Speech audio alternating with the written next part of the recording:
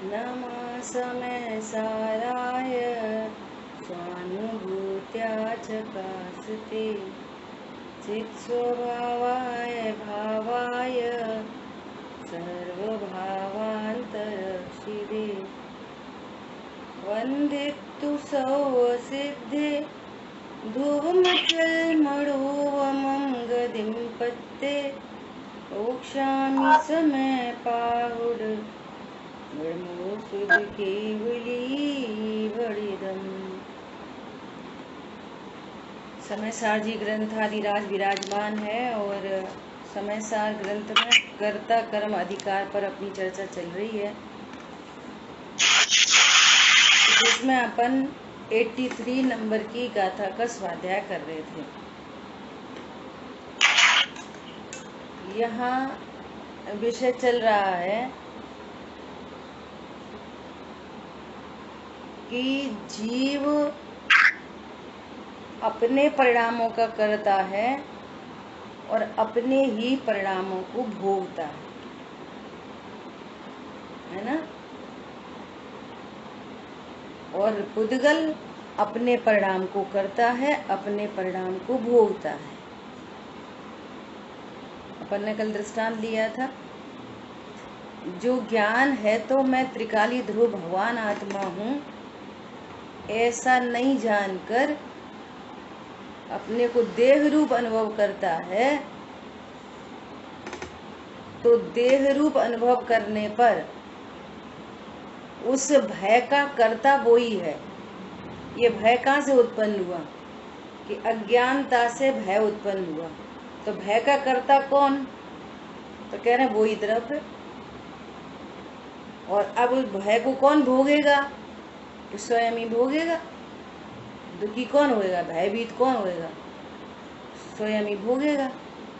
ऐसा अब जिस जीव ने अपने को मैं त्रिकाली ध्रुव हूँ, भगवान आत्मा हूँ, ऐसा जाना, तो रत्नत्रय का कर्ता कौन?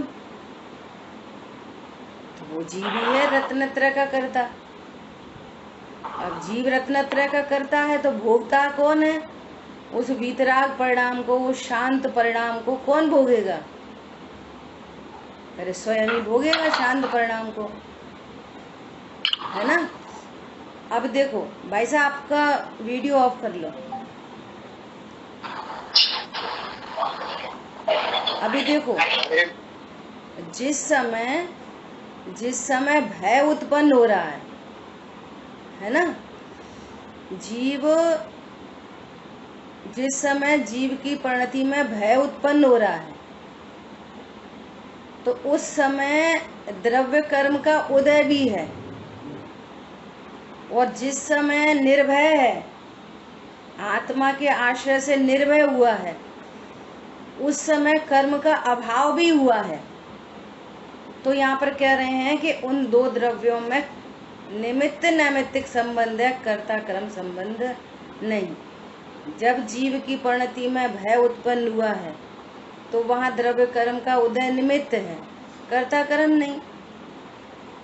और जिस समय वीतराग परिणति उत्पन्न हुई है, उस समय कर्म के उपशम आदि भी हुए हैं, लेकिन कर्म के उपशम से वीतरागता नहीं आई। समझ आ गई बात? क्योंकि कह रहे हैं कि उस भय रूप परिणाम में और वीतराग रूप परिणाम में, निर्भय परिणाम में जीव ही है। कर्म तो बाहर बाहर रहते हुए क्या करता है। इतनी बात अपनी इस गाथा में हुई है। देखो, ये गाथा कल पूरी हो गई थी, है ना, भावार्थ भी हो गया था। एक बार भावार्थ पढ़ लेते हैं। आत्मा को पर द्रव्य पुद्गल कर्म के निमित्त से, देखो, पर द्रव्य पुद्गल कर्म क्या है? पर द्रव्य। इसके निमित्त से संसार और निसंसार अवस्था है। निमित्त से संसार और निसंसार अवस्था है। कर्म के निमित्त से। कर्म जीव को संसार अवस्था नहीं कराता और कर्म जीव को निसंसार अवस्था नहीं कराता।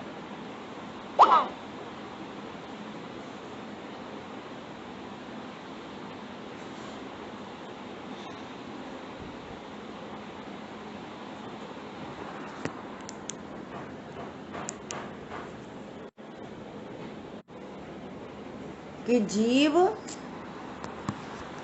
अब देखो जिस समय जीव छपक श्रेणी आरोहण चढ़ रहा है, विचार करो, तो छपक श्रेणी आरोहण में जीव का अपना एक्स्ट्रा ऑर्डिनरी पुरुषार्थ चल रहा है ना, मैं ज्ञायक हूं, निर्विकल्प अनुभूति, निर्विकल्पता निर्विकल्पता निर्विकल्पता, है ना। तो जीव के परिणामों में चल रही है निर्विकल्पता, और उस समय कर्म का अच्छाई भी होता चल रहा है छपक श्रेणी आरोहण के काल में। इधर निर्विकल्पता चल रही है, इधर छपक श्रेणी आरोहण चल रहा है ना, और इधर कर्मों की निर्जरा भी हो रही है। तो कर्म की निर्जरा से छपक श्रेणी हो रही है, तो ये निमित्त का कथन है, और जीव में पुरुषार्थ चल रहा है, ये जीव का कार्य है। पॉइंट समझ में आया। तो जहां पर भी दो द्रव्यों में निमित्त नैमित्तिक संबंध की चर्चा की जाए, तो वहां पर कर्ता कर्म संबंध नहीं लगाना है। तो फिर निमित्त नैमित्तिक संबंध क्यों कहा? इसलिए कहा कि जितने भी निमित्त नैमित्तिक संबंध हैं वो जीव का त्रिकाल स्वभाव नहीं है। जहां पे भी कर्म की निमित्तता लगी है वो जीव का स्वभाव नहीं है। जीव का स्वभाव त्रिकाली ध्रुव भगवान आत्मा परम अकर्ता नाथ है। ठीक है, इसमें कहीं से कहीं तक कोई संशय अनध्यवसाय की बात नहीं। ठीक है, क्लियर हो गया। आत्मा को परद्रव्य पुद्गल कर्म के निमित्त से संसार निसंसार अवस्था है। आत्मा उस अवस्था रूप से स्वयं ही परिणमित होता है, इसलिए वह अपना ही कर्ता भोक्ता है। पुद्गल कर्म का कर्ता भोक्ता तो कदापि नहीं है। ठीक है, बोलो, क्लियर हो रही है बात सभी को?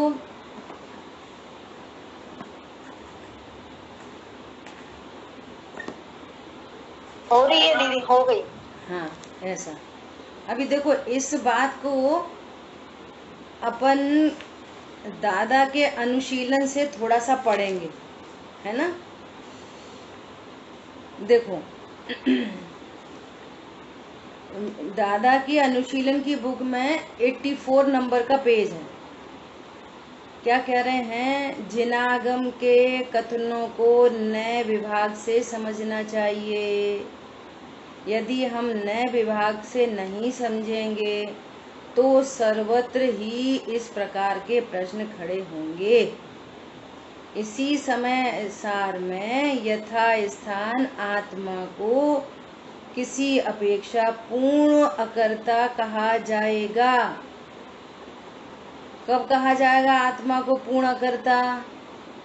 जब त्रिकाली ध्रुव दिखाना है तब। त्रिकाली ध्रुव भगवान आत्मा पूर्ण अकर्ता ही है, उसमें कथनचित नहीं लगेगा। सम्यक एकांत में आना है। वस्तु द्रव्य गुण पर्याय वाली है। उत्पाद व ध्रुवयुक्तम सत, ये परिपूर्ण वस्तु है। वस्तु में एक द्रव्य स्वभाव है, पर्याय स्वभाव है। द्रव्य को देखेंगे तो वो परिपूर्ण द्रव्य है, परम अकर्ता है।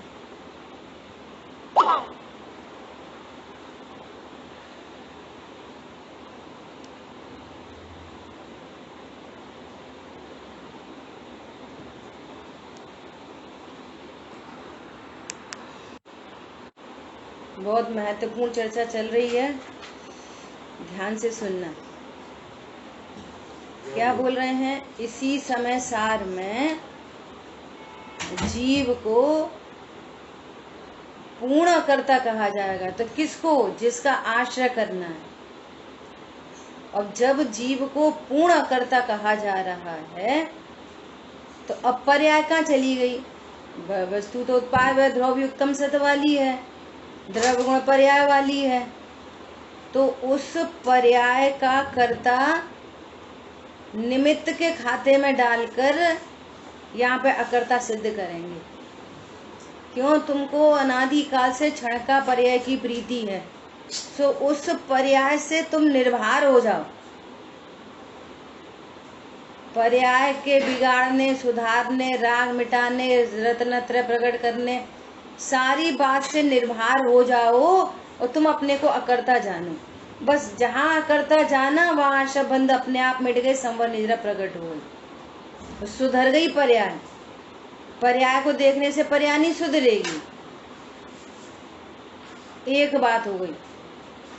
दूसरी बात अकर्ता की, दूसरी बात कि पर्याय के भी कर्ता क्या हो, पर्याय के कर्ता भी क्या हो, बोलो।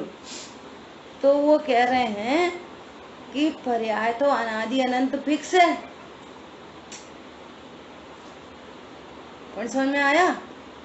तो पर्याय किसी अपेक्षा से, पर्याय का कर्ता जीव को कहा जाता है।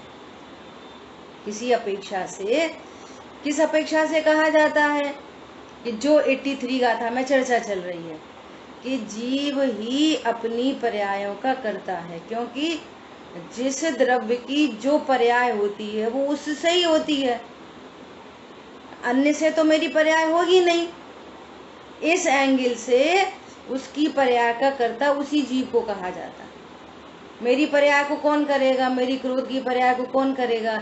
उनने गुस्सा दिला दिया, तो मेरी पर्याय किसी अन्य से आएगी क्या? तो तुमने दो द्रव्यों की भिन्नता नहीं जानी।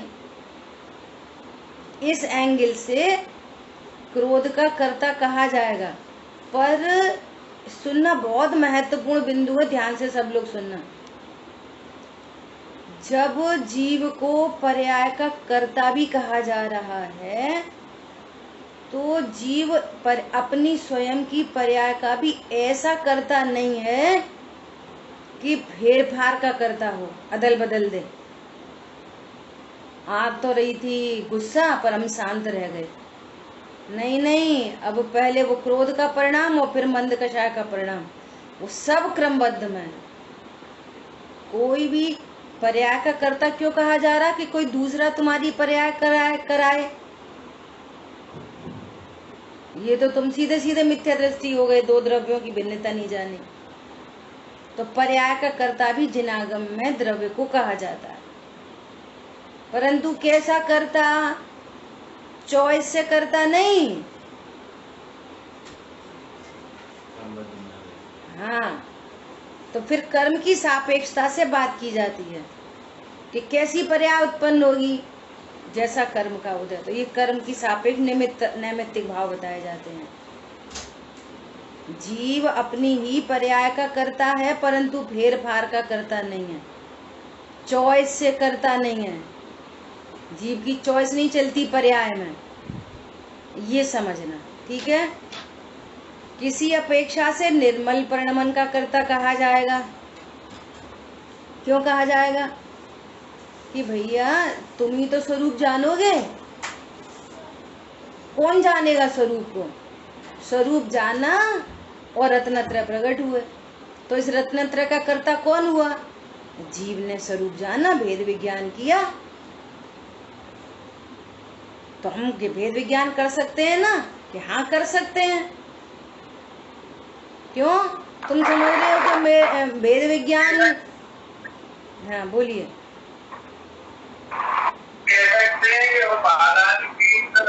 पर्याय का तो ठीक जो भी है ना, हाँ तो वो तो करता हुआ बराबर। और तो ये कहेंगे को बालान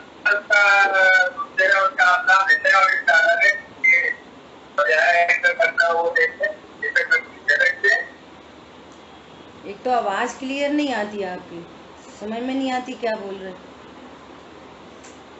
फिर से बोलो, पास में बोलो।